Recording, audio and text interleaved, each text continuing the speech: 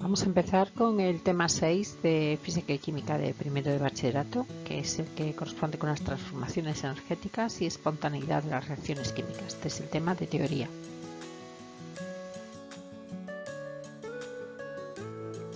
Transformaciones energéticas y espontaneidad de las reacciones químicas. La energía química es una energía potencial almacenada en la propia estructura de las moléculas. Cuando se produce una reacción química, como la reacción entre el sodio y el agua de la imagen, el valor de esta energía se modifica al formarse sustancias diferentes de las iniciales y se intercambia calor con el entorno durante ese proceso. Termoquímica es la rama de la química que estudia la transferencia de calor que acompaña a las reacciones químicas. El análisis de sus características y de las condiciones que permiten la espontaneidad de una reacción constituye el contenido de este tema.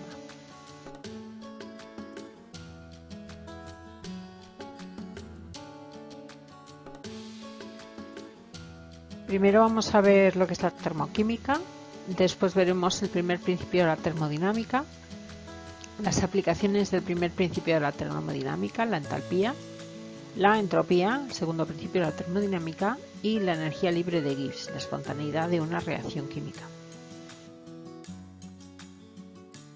Dentro de la termoquímica vamos a ver los sistemas materiales, cómo se clasifican, las variables termodinámicas y el trabajo en termodinámica, equilibrio entre trabajo y calor.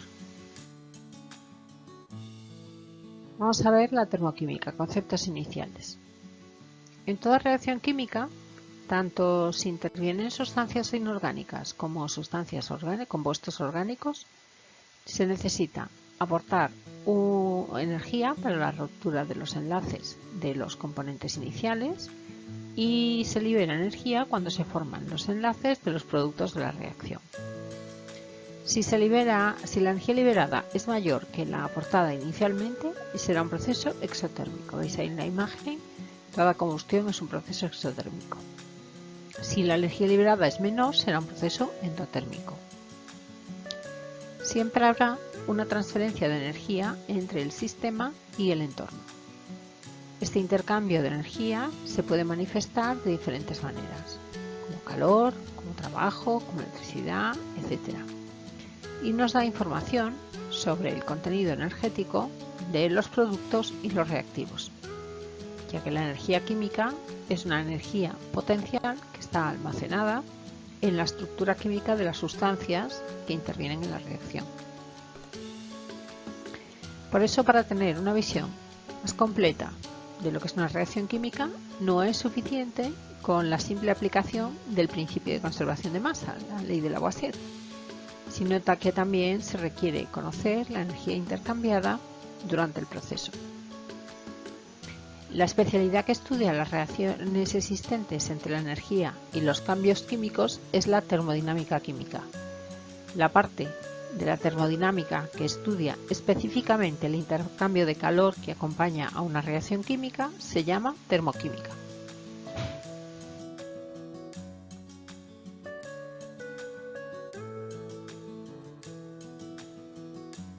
Termoquímica, sistemas materiales y la clasificación de ellos. Se denomina sistema material a aquella parte del universo que estamos estudiando en un proceso químico. Sería la sustancia o sustancias que en ese momento reaccionan y que nosotros observamos, tanto en su evolución material como energética. La zona del universo más cercana al sistema y que es capaz de interaccionar con el sistema se llama entorno. Los sistemas materiales se denominan abiertos cuando se intercambia tanto materia y energía con el entorno. Se denominan cerrados cuando el intercambio es solo de energía con el exterior, pero no de materia. Y son aislados cuando no se puede intercambiar ni energía ni materia con el exterior.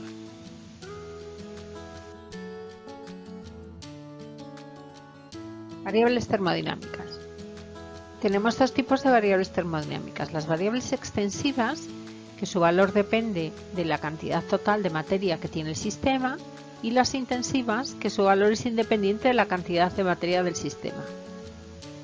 Un buen método para diferenciar una variable extensiva de una intensiva es dividir imaginariamente el sistema en dos partes. Aquellas variables cuyo valor cambie con respecto al sistema original serán extensivas, como la masa, el volumen, la energía interna, etc. Si su valor no cambia, serán intensivas, como la densidad, la presión, el pH, la temperatura, etc. Conocer las propiedades microscópicas de un sistema material es prácticamente imposible, ya que supone describir la velocidad, la posición, la energía, etc., de los millones de partículas que forman un sistema químico. Por eso, los científicos analizan propiedades macroscópicas que se refieren al comportamiento global del sistema, independientemente de las características individuales de las partículas que conforman dicho sistema. Por ejemplo, sabemos que la presión que ejerce un gas sobre las paredes de un recipiente es debida al choque de las partículas contra esa pared. A efectos prácticos, lo que nos interesa no es conocer el número de choques, la energía y la orientación de cada uno de ellos, sino la propiedad macroscópica presión, que nosotros podemos medir experimentalmente y que es la consecuencia del conjunto de choques que en cada instante se está produciendo entre las partículas y la pared del recipiente. Esas magnitudes macroscópicas, denominadas variables termodinámicas, que informan sobre la situación del sistema en un momento dado y su valor numérico se va modificando a medida que el sistema evoluciona. Estas variables se consideran variables de estado cuando son capaces de describir el estado del sistema material en cada momento.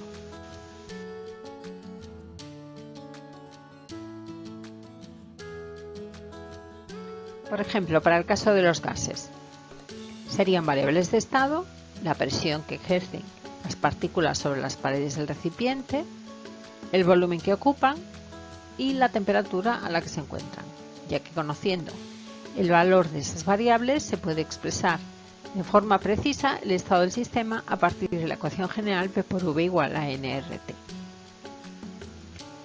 Algunas variables termodinámicas se denominan funciones de estado porque su valor depende exclusivamente del estado del sistema en cada momento, independientemente de los procesos intermedios que haya podido realizar el sistema hasta alcanzar la situación actual.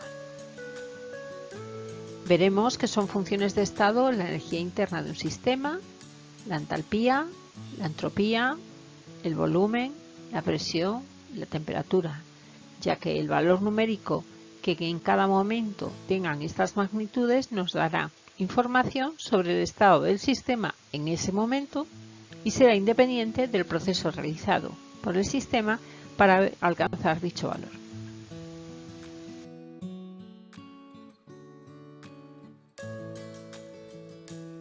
Trabajo en termodinámica. Equivalencia entre trabajo y calor.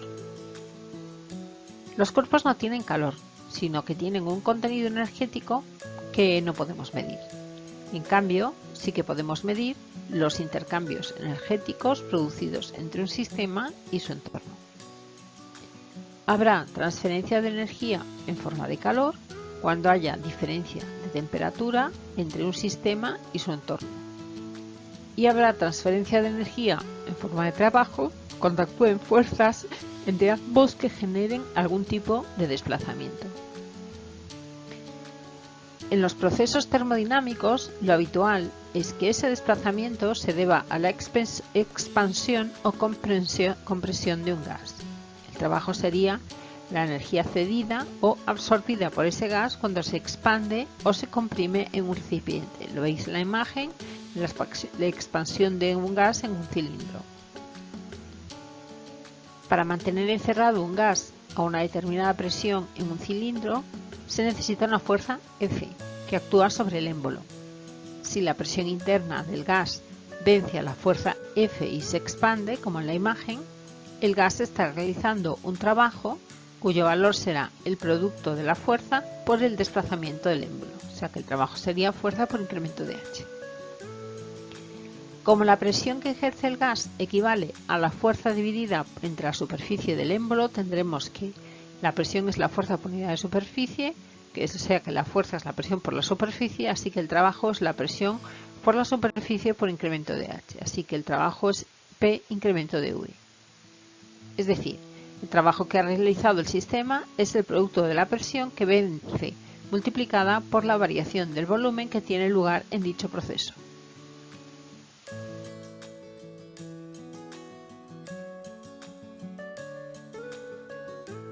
En los procesos termodinámicos pueden cambiar muchas de las variables que definen un sistema. Sin embargo, en ciertas ocasiones hay propiedades que no cambian. Y estos procesos son muy útiles en termodinámica y se denominan de diferentes maneras. Isobárico es un proceso en el que la presión permanece constante, isotérmico si la temperatura permanece constante, isocórico el volumen permanece constante y adiabático si no hay intercambio de calor con el entorno. Más adelante veremos el criterio de signos asignado al valor del trabajo en termodinámica. Ahora es suficiente con saber que se considera positivo si el volumen disminuye, que es un trabajo de compresión, y negativo si el volumen aumenta, que es un trabajo de expansión. Dado que consideramos el calor y el trabajo como dos formas de medir la energía que se transfiere en un proceso termodinámico, tendrá que haber alguna relación entre ambas magnitudes. En 1848 James Joule comprobó que los mismos intercambios producidos en un sistema al calentarlo se podían obtener al realizar un trabajo mecánico sobre el mismo. Mediante un calorímetro de su invención, comprobó que la energía potencial de una pesa que se transfería al sistema en forma de trabajo mecánico de rozamiento generaba un aumento de la temperatura del líquido del calorímetro. Unas aspas que giraban en el interior del calorímetro, a medida que la pesa descendía, calentaban por rozamiento el líquido de manera similar a como lo hubiera hecho una fuente de calor. Ahí veis el dibujo con el experimento de Joule. El calorímetro contiene mercurio en su interior. Unas paletas unidas a un eje giran por la acción de los pesos enrollados en dicho eje. Cuando el peso cae, las paletas giran, se efectúa un trabajo sobre el calorímetro y el mercurio se calienta aumentando su temperatura. Matemáticamente se comprobó que para generar una caloría se precisaban transformar 4,1868 julios. Esa equivalencia es lo que llamamos equivalente mecánico del calor.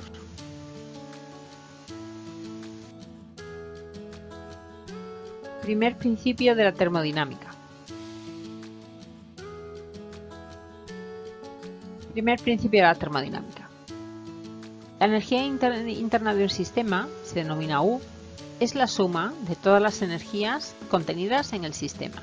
U es igual, ahí lo veis, ET más ER más EV más EC más EN. ET es la energía de traslación, ER es la energía de rotación, EV es la energía de vibración, E es la energía electrónica y N la energía nuclear. La energía interna de un sistema depende de la temperatura, existiendo una relación directa entre el incremento o disminución de ambas. El primer principio de la termodinámica es un reflejo del principio de la conservación de la energía para cualquier proceso termodinámico, ya que nos informa sobre los intercambios energéticos que tienen lugar entre un sistema y su entorno. Este principio establece que la energía siempre se conserva y por lo tanto, si un sistema aumenta su energía será a coste del entorno y viceversa. Para facilitar el tratamiento matemático de todas las posibles formas de energía que se intercambian en los procesos químicos, solamente vamos a tener en cuenta el calor absorbido o desprendido en la reacción y el posible trabajo de expansión o compresión que se produce si en la relación intervienen o aparecen sustancias en estado gaseoso.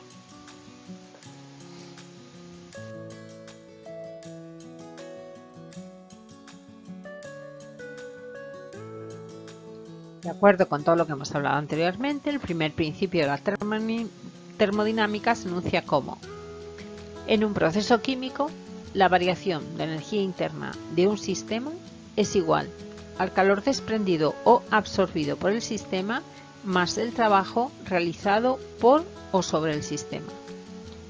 Su expresión matemática es que la variación de energía interna es igual al calor más el trabajo. ¿Pero qué es la energía interna de un sistema? La energía interna de un sistema está relacionada con las características del sistema y depende básicamente de las interacciones que mantienen entre sí las partículas que lo forman. Numéricamente sería igual a la suma de todas las energías contenidas en el sistema y su valor concreto no es conocido, ya que es imposible calcular el conjunto de las energías de vibración, rotación de los átomos que forman las moléculas, la energía cinética de estas cuando se mueven, la energía electrostática que mantiene unidos a los electrones al núcleo, etc. Como en cualquier reacción química se modifica la naturaleza de las sustancias que intervienen en ella, también variará la energía interna contenida en el sistema. Aunque esa energía no se pueda medir, la variación que sufre en el proceso sí puede conocerse, ya que al ser función de estado, su valor es independiente del camino que haya seguido el sistema. Solo nos importará la diferencia entre su valor final y su valor inicial. En este caso, la diferencia entre la energía interna de los productos y la energía interna de los reactivos.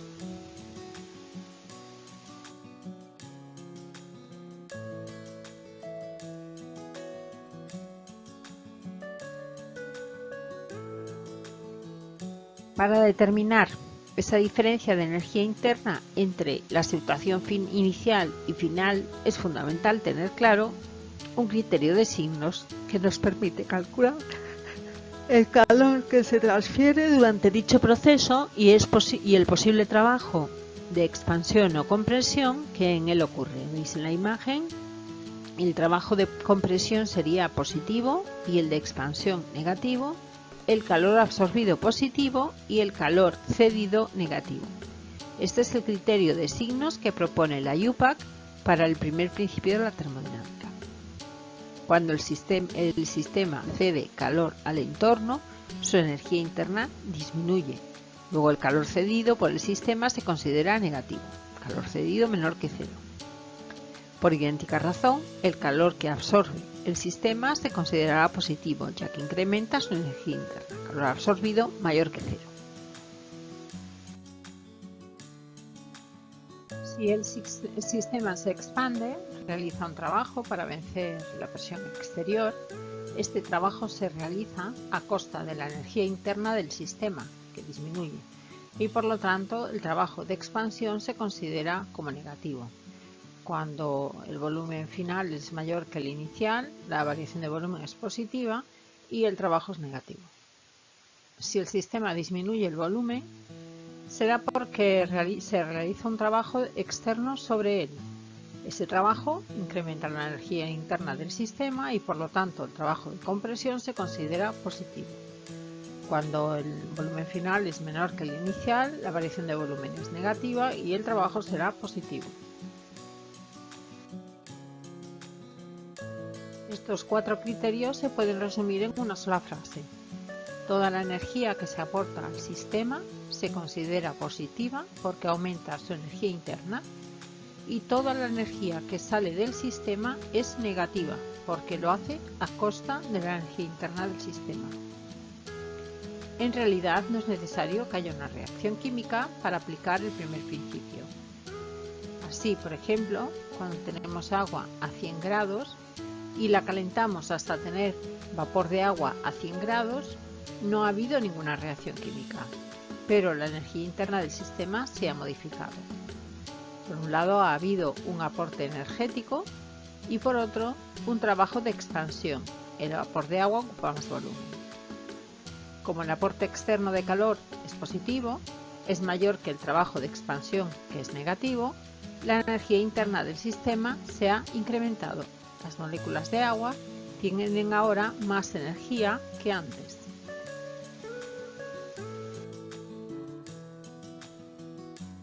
En el tercer punto vamos a ver las aplicaciones del primer principio de la termodinámica.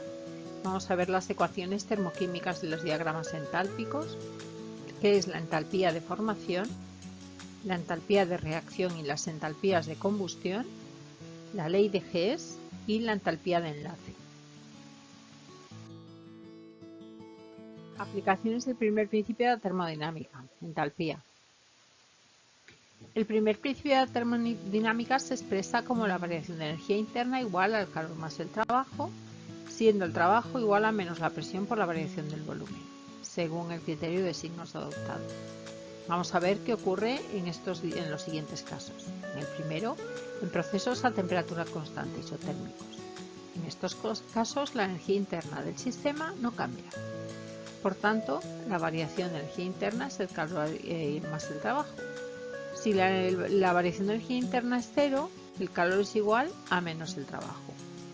Es decir, en los procesos isotérmicos, el calor que absorbe el sistema lo emplea en realizar un trabajo de expansión y viceversa, siempre que no haya cambios de estado. Procesos a volumen constante. Cuando una reacción transcurre en un recipiente cerrado, no varía el volumen del sistema durante el proceso y, por lo tanto, no habrá un trabajo de expansión ni de compresión, ya que al ser V1 igual a V2, la variación del volumen es cero, P incremento de V será cero, el trabajo será cero y la variación de energía interna será igual al calor. Esos procesos se llaman isocóricos y el calor que se absorbe o se desprende equivale íntegramente a la variación de la energía interna que se produce en dicha reacción. Habitualmente se simboliza como Q sub V, calor a volumen constante. En los procesos a volumen constante en los que el incremento de U es igual a Q sub V, el calor de Q sub V se puede obtener a partir de la fórmula Q sub V igual a N por C sub V incremento de T, donde N es el número de moles, C sub V el calor molar a volumen constante, incremento de T la variación de temperatura. Procesos a presión constante, entalpía.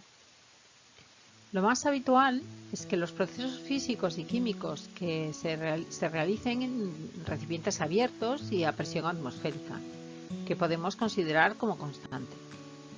Para expresar la transferencia de calor que tiene lugar entre el sistema y el entorno en procesos a presión constante, se suele utilizar la magnitud entalpía, que es representada por la letra H mayúscula y cuyo valor viene dado por H igual a U más P por V. Incremento de H sería incremento de U más P incremento de V. Lo veis ahí. Es el término V incremento de P igual a 0, ya que la presión atmosférica es constante durante el proceso. Como suele ser complicado precisar la variación de volumen que tiene lugar en una reacción química, aplicando la ecuación de Clapeyron, P por V igual a NRT, tenemos que P incremento de V es igual a incremento de N RT y por lo tanto incremento de H también se puede poner como incremento de U más incremento de NRT. De la misma manera que en los procesos isocóricos que transcurren a volumen constante, el primer principio de la termodinámica media la variación de la energía interna del sistema. Cuando la reacción se realiza a presión constante, procesos isóbaros, el primer principio medirá la variación de entalpía del sistema.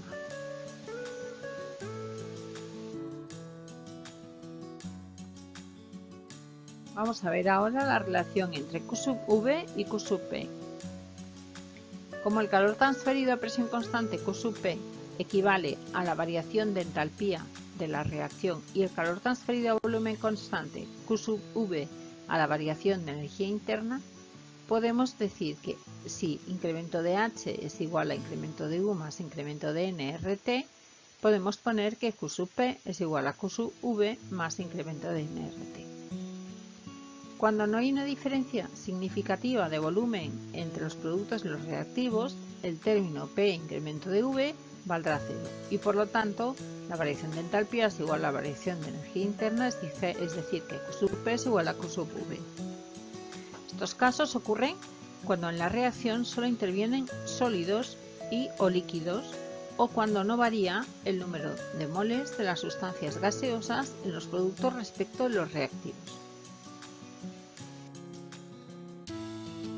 Vamos a ver ahora las ecuaciones termoquímicas y los diagramas entálpicos.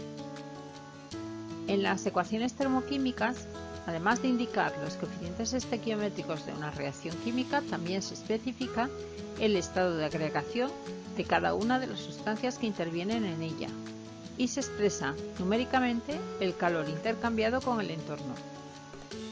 Si el proceso ocurre a presión constante, que es lo más habitual, el calor intercambiado entre el sistema y el entorno se expresa indicando la variación de entalpía que ha tenido lugar durante la reacción. Así tenemos que si la variación de entalpía de la reacción es mayor que cero, la reacción es endotérmica, ya que se necesita calor del exterior para que pueda producirse. Y está ahí el ejemplo del dióxido de manganeso que tiene una entalpía de 134 kilojulios. Si la variación de la entalpía de la reacción es menor que cero, la reacción será exotérmica, ya que se desprende calor. Aquí veis el ejemplo de la oxidación del monóxido de nitrógeno, que vendrá a menos 113 kilojulios.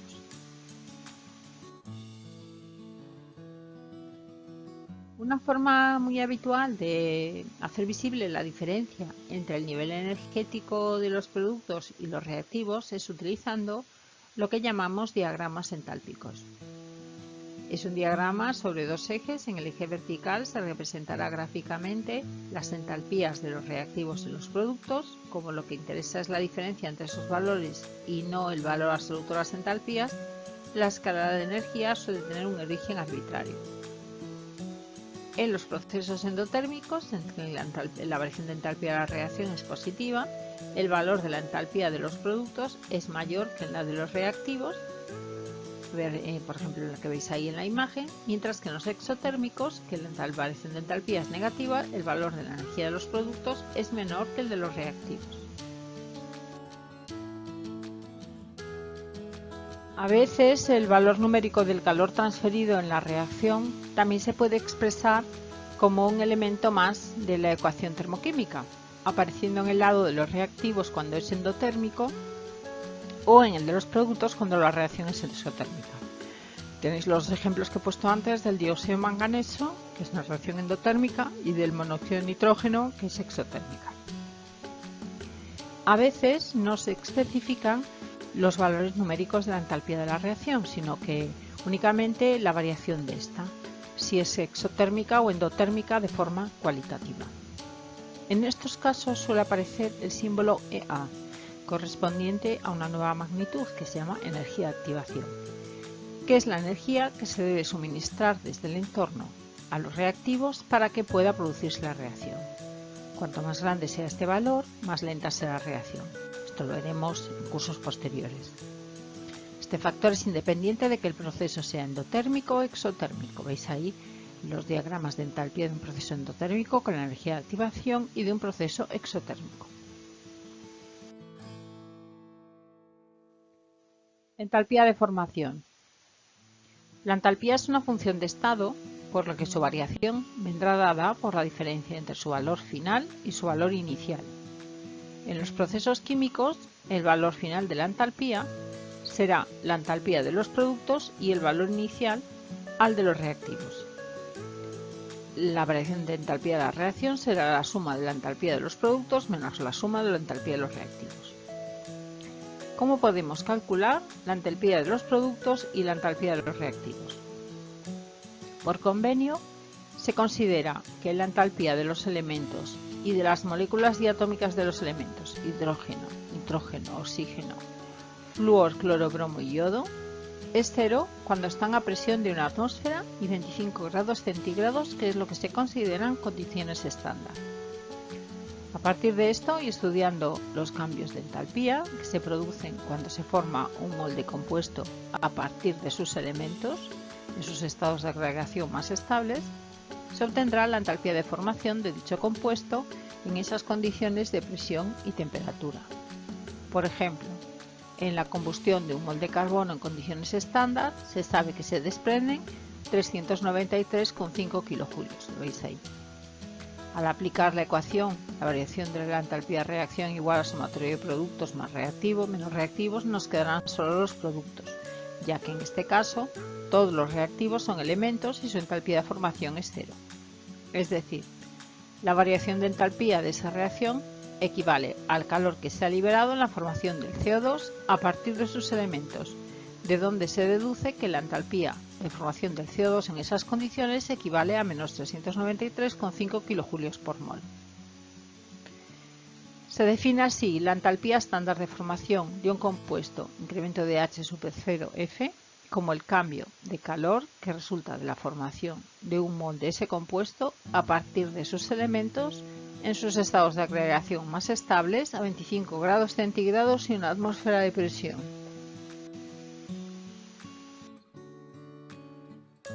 Es importante especificar el estado de agregación de las sustancias con las que se está trabajando, ya que los valores que se obtienen pueden ser diferentes. Por ejemplo, las entalpías de formación del agua son distintas si consideramos el agua en estado líquido, en condiciones estándar, o si lo consideramos en estado gaseoso. En estado líquido la entalpía de formación son menos 285,8 kJ por mol y en estado gaseoso menos 242,4 kJ por mol. Los valores numéricos de las entalpías de formación de los compuestos más significativos están tabulados y por tanto son datos conocidos. Los veis en la tabla que os he puesto aquí.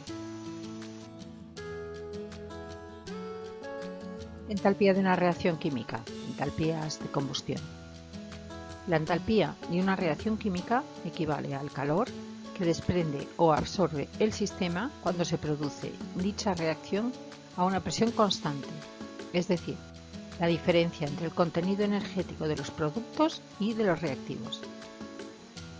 Conociendo la entalpía de formación de los reactivos y de los productos, se pueden calcular de manera indirecta cuánto ha variado la entalpía de la reacción. Numéricamente sería la variación de la entalpía de reacción es la suma de la entalpía de los productos menos reactivos y ahí lo veis con las entalpías estándar. Esto es una manera indirecta pero fácil y sencilla de determinar el calor que se transfiere a presión constante en una reacción química a partir del contenido energético de las sustancias que intervienen en dicho proceso.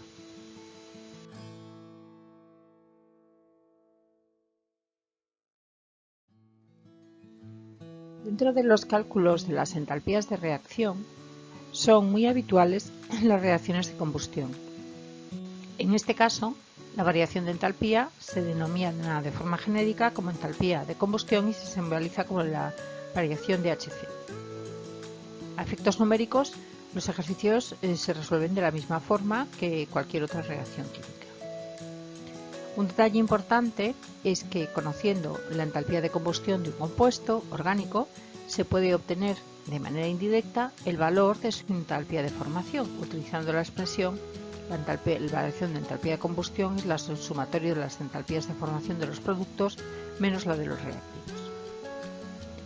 Esa posibilidad se debe a que en toda combustión los reactivos son el compuesto que se quema y el oxígeno, que tiene entalpía de formación cero al ser un elemento, y los productos de la combustión son el dióxido de carbono y agua, cuyas entalpías de formación son conocidas, quedando únicamente la entalpía de formación del compuesto orgánico como una incógnita de la ecuación. Vemos ahí el dibujo de un calorímetro. Para calcular de manera indirecta la energía generada en las reacciones de combustión se utiliza una bomba calorimétrica, que es un calorímetro de acero, herméticamente cerrado, sumergido en un termostato de agua y aislado del entorno. La variación de temperatura del agua que rodea al reactor permite calcular el calor desprendido durante la combustión de la sustancia examinada.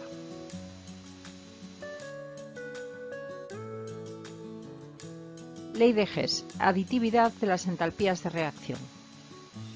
Experimentalmente se ha comprobado que cuando una reacción química transcurre en varias etapas, el calor absorbido o cedido por el sistema en el proceso global solo depende de las entalpías de formación de los reactivos iniciales y de los productos finales, independientemente de las sustancias que se hayan podido formar en los diferentes pasos intermedios.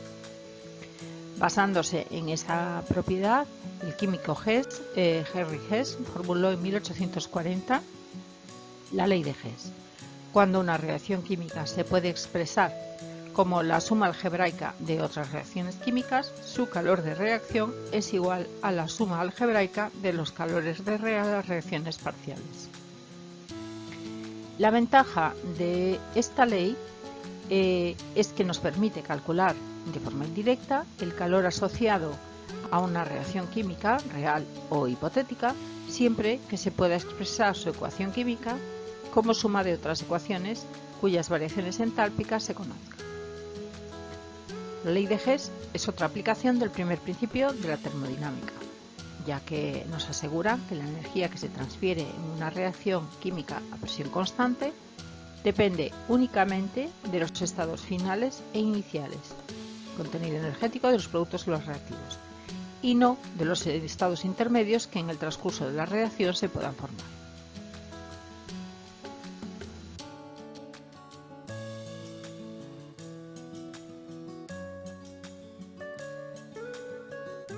Entalpías de enlace.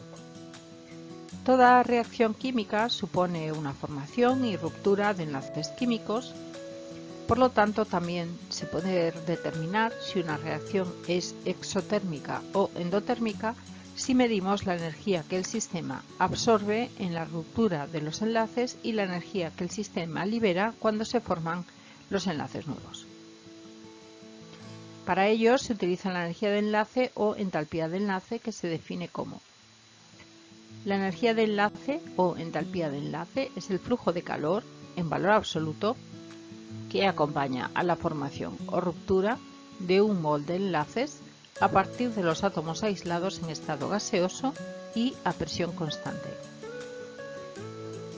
Para que los cálculos numéricos sean más sencillos, las energías de enlace se expresan en valor absoluto, es decir, sin signo. Por tanto, la variación de la entalpía de reacción sería la suma de la variación de la entalpía de los enlaces rotos menos las de los enlaces formados.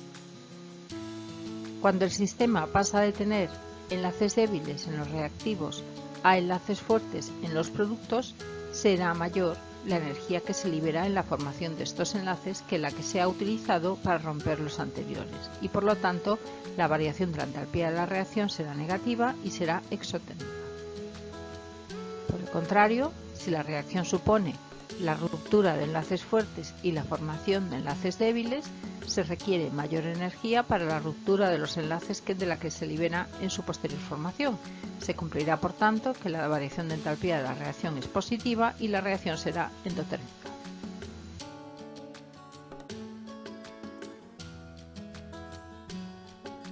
Este método de cálculo se considera menos preciso que el que se realiza a partir de las entalpías de formación, ya que la energía de un mismo enlace puede variar de unos compuestos a otros dependiendo de cómo sean los otros átomos que forman parte de la molécula.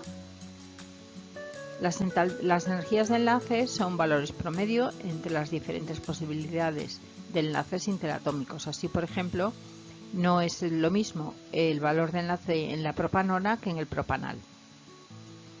Por eso se suelen utilizar energías de enlace promedio, que son las que normalmente están tabuladas, como veis ahí en la tabla.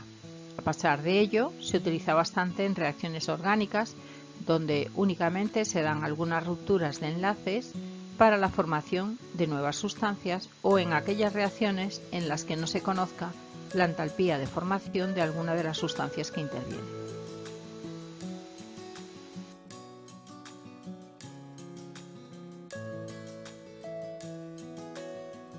El punto 4 es la entropía, que es el segundo principio de la termodinámica. Vamos a ver el enunciado del segundo principio de la termodinámica, y luego veremos el tercer principio de la termodinámica y la variación de entropía en una reacción química. Entropía, segundo principio de la termodinámica. El primer principio de la termodinámica indica que en los procesos químicos la energía del universo se mantiene constante, pero no nos informa sobre cómo va a discurrir un fenómeno determinado.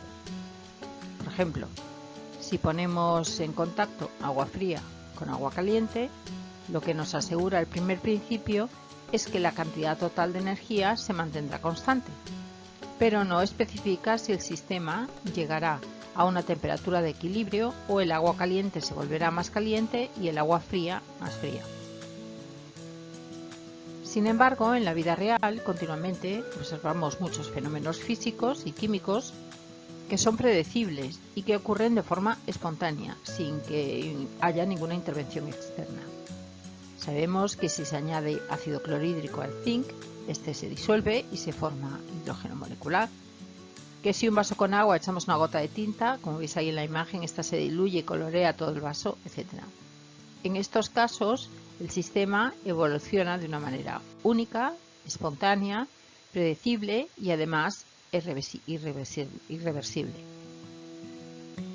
¿Tiene que ver esta espontaneidad con el carácter exotérmico o endotérmico de dichos procesos?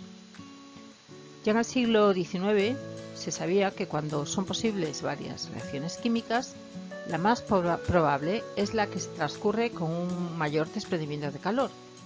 Eso indica que las reacciones químicas que se producen espontáneamente tienden a ser exotérmicas. Sin embargo, también existen procesos físicos y químicos que son espontáneos y a la vez endotérmicos, por ejemplo la fusión del hielo, la evaporación de una colonia o la descomposición del carbonato de amonio son ejemplos. Eso quiere decir que el factor energético no es el único que interviene en la evolución de un proceso y por lo tanto, aunque sea un aspecto muy importante, es insuficiente para asegurar la espontaneidad de dicho proceso.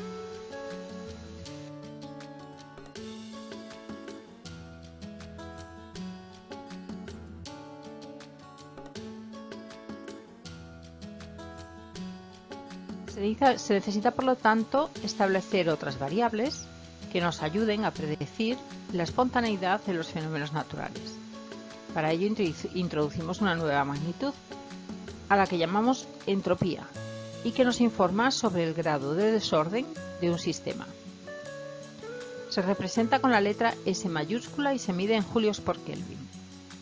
Actúa como una función de estado y, por lo tanto, su variación solo depende de la situación entrópica inicial y final del sistema, y no de los pasos intermedios que éste haya realizado. Veis ahí en la imagen que la entropía del sistema aumenta si las sustancias pasan de sólido a líquido o de líquido a gas, si se forma mayor número de moles de sustancias gaseosas, si se dan procesos de disolución de sólidos en líquidos y en la reacción no intervienen sustancias gaseosas, pero existe un aumento considerable en el número de moles de los productos respecto de los reactivos. Por lo tanto, la entropía aumenta con el desorden de la batería. No todos los procesos químicos espontáneos son exotérmicos. Por lo tanto, el factor energético no es el único que interviene en la espontaneidad de una reacción. En los procesos reversibles, si un sistema intercambia con su entorno una cierta cantidad de calor Q a una temperatura constante T, la variación de entropía se puede calcular a partir de la expresión incremento de S igual al calor reversible partido por la temperatura, donde Q es el calor intercambiado por el sistema en el proceso, T es la temperatura absoluta a la que se realiza dicho proceso, incremento de S es la variación de entropía.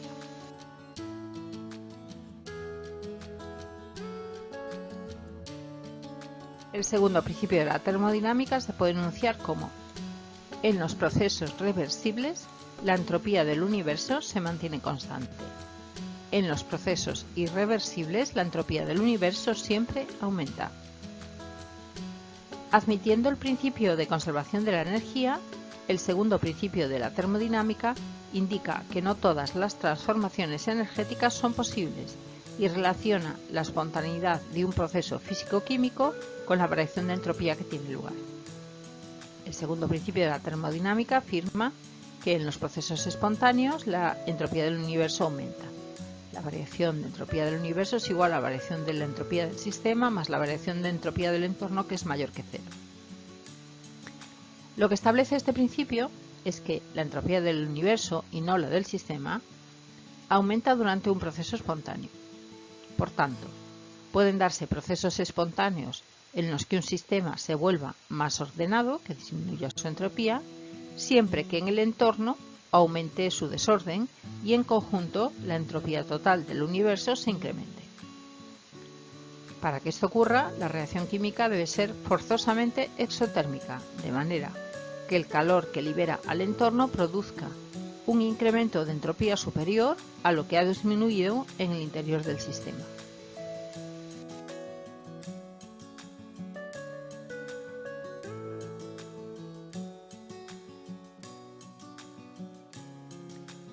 El proceso reversible es aquel que puede invertirse a la situación anterior mediante un cambio infinitesimal en las condiciones externas, es decir, las variables que definen el sistema pueden cambiar de manera que cuando el proceso sea invertido, éstas pasen por los mismos valores en orden inverso. Si esa posibilidad no puede realizarse, el proceso se considera irreversible. Un proceso espontáneo es aquel que tiene lugar sin la aplicación de un agente externo, es decir, se produce de manera espontánea en las condiciones en las que se encuentra el sistema. Si se necesita una modificación en la temperatura o en la presión o el aporte de una energía inicial, el proceso se considera no espontáneo en esas condiciones. Como todos los procesos naturales son espontáneos, si consideramos que el universo en su conjunto equivale a un sistema aislado, se llega a la inquietante conclusión de que la entropía del universo está creciendo constantemente y cuando alcance su valor máximo ya no será posible ninguna transformación físico-química en su seno y se llegará a la denominada muerte térmica del universo.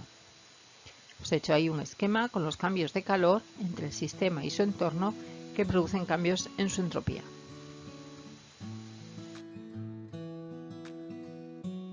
El tercer principio de la termodinámica, variación de la entropía.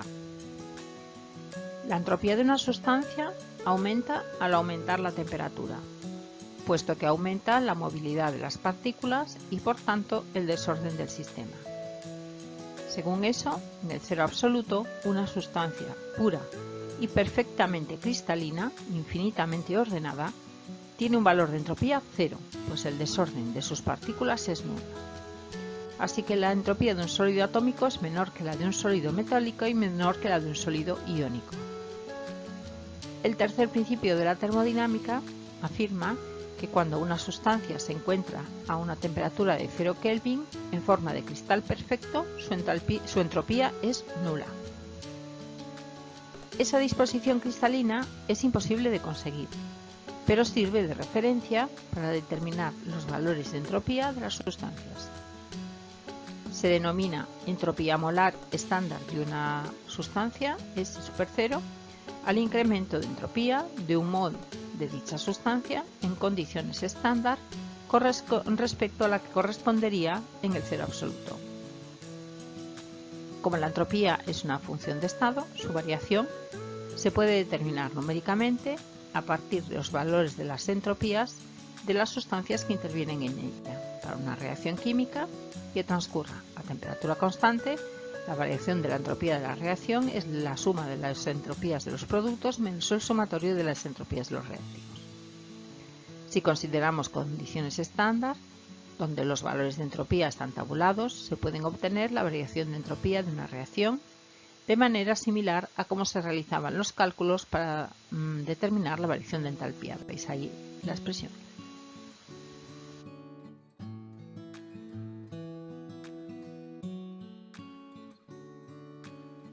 El valor de la entropía de cualquier sustancia siempre es positiva, ya que siempre habrá un aumento en el desorden de su estructura atómica o molecular, en condiciones ambientales con respecto a la que tendrían en el cero absoluto. Recuerda que la entropía de un sistema aumenta con la temperatura, ya que provoca una mayor movilidad de las partículas y los cuerpos con partículas muy móviles tienen una elevada entropía. Este es el motivo de que la entropía de los gases sea mayor que la de los líquidos y la de estos mayor que la de los sólidos, como se puede ver en la tabla. Fíjate que en la tabla todas las sustancias químicas tienen valores de entropía de formación positivos y no se pone el símbolo de incremento delante de ellas, al contrario de lo que ocurría con las entalpías de formación, ya que el sustraendo del incremento siempre va a ser cero.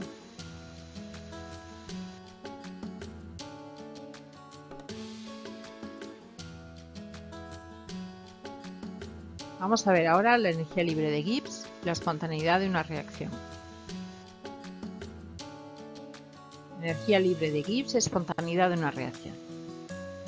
Hemos visto que para predecir la espontaneidad de una reacción química hay que tener en cuenta el aspecto energético y el aspecto entrópico. Si el sistema evoluciona de forma que tiende a disminuir su energía, la variación de entalpía de la reacción menor que cero, y a aumentar su entropía, la variación de la entropía de la reacción mayor que cero, podemos asegurar que ese proceso será espontáneo. Como no siempre se van a dar estas dos circunstancias favorables, es decir, a la vez, es conveniente relacionar en una sola magnitud la variación energética y la variación entrópica de un proceso químico. Surge así la denominada energía libre de Gibbs, que se simboliza con la letra G mayúscula y se mide en julios como cualquier otra energía. G igual a HT menos C por S. La variación de energía libre del sistema, incremento de G, nos indica de forma definitiva la espontaneidad o no de una reacción química a una determinada temperatura, ya que engloba los dos aspectos que la hacen posible: el calor transferido en el proceso y el grado de desorden generado en el sistema. Matemáticamente se expresa como la variación de energía libre de Gibbs es igual a la variación de entalpía menos T incremento de S. De forma general se puede asegurar que en los procesos isobáricos a presión constante e isotérmicos a temperatura constante, que son los más habituales en la práctica química, se cumple que si la variación de entropía de la energía libre de Gibbs es menor que cero, el proceso es espontáneo e irreversible. Si incremento de G es igual a cero, el proceso se encuentra en equilibrio. Si incremento de G es mayor que cero, el proceso no es espontáneo a esa temperatura. Es evidente que si la reacción es exotérmica, incremento de H de la reacción menor que cero, y en su evolución se produce un aumento de entropía, incremento de S de la reacción mayor que cero, tendremos que incremento de G será menor que cero y por tanto el proceso será espontáneo. La energía libre de Gibbs es la magnitud termodinámica que se utiliza para predecir si una reacción se va a producir de forma espontánea o no. A temperatura ambiente, el término entálpico suele ser mayor que el término entrópico. Por eso son más frecuentes los procesos espontáneos exotérmicos que los endotérmicos. Sin embargo, hay reacciones endotérmicas que son espontáneas y reacciones exotérmicas que no lo son. En estos casos desempeña un papel fundamental la temperatura a la que se realiza el proceso, ya que va a modificar el valor numérico del término entrópico, T incremento de S. Por tanto, que se favorezca o no la espontaneidad de la reacción. Todas estas posibilidades se pueden resumir en la siguiente tabla. Si la entalpía es negativa y la entropía positiva, la energía libre de Gibbs será negativa, espontánea a cualquier temperatura. La temperatura no influye. Si la entalpía es positiva y la entropía negativa, la entalpía libre de Gibbs es positiva, es no espontánea, ocurrirá el proceso inverso. Si la entalpía es positiva, la entropía positiva, a temperaturas bajas la energía libre de Gibbs será positiva y a temperaturas altas el incremento de G será negativo. Así que a temperaturas bajas no es espontánea, influye la temperatura, y a temperatura alta la reacción puede ser espontánea. Y cuando la entalpía es negativa y la entropía negativa, a temperaturas bajas incremento de G es negativo, incremento de G es positivo para temperaturas altas. Es espontánea a temperaturas bajas y si se aumenta la temperatura la reacción deja de ser espontánea.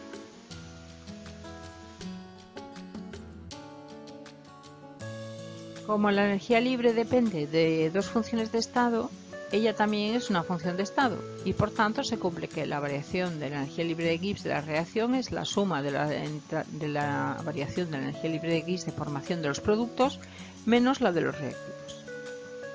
Y de manera similar a como se definía la entalpía de formación, diremos que la energía libre de formación de un compuesto en condiciones estándar equivale al cambio de energía libre necesario para formar un molde compuesto a partir de sus elementos en su estado fundamental en esas condiciones de presión y temperatura. De esta manera podemos tabular los valores de incremento de G sub 0 de formación de diversas sustancias. lo que facilita el cálculo de las variaciones de energía libre en las reacciones más habituales. En los procesos reversibles, un fenómeno no espontáneo no significa que sea imposible, simplemente indica que en esas condiciones no es factible. Modificando las condiciones en las que se realice el proceso, ya sea temperatura, presión, densidad, el fenómeno sí podría producirse.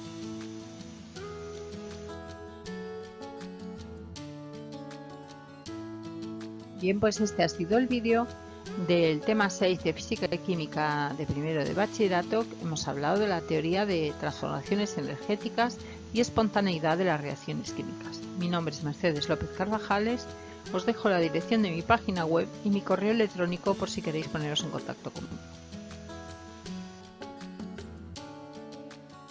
Bueno, espero que el vídeo os haya servido, que os haya sido de utilidad, que os haya gustado y si ha sido así, darle un like. Gracias.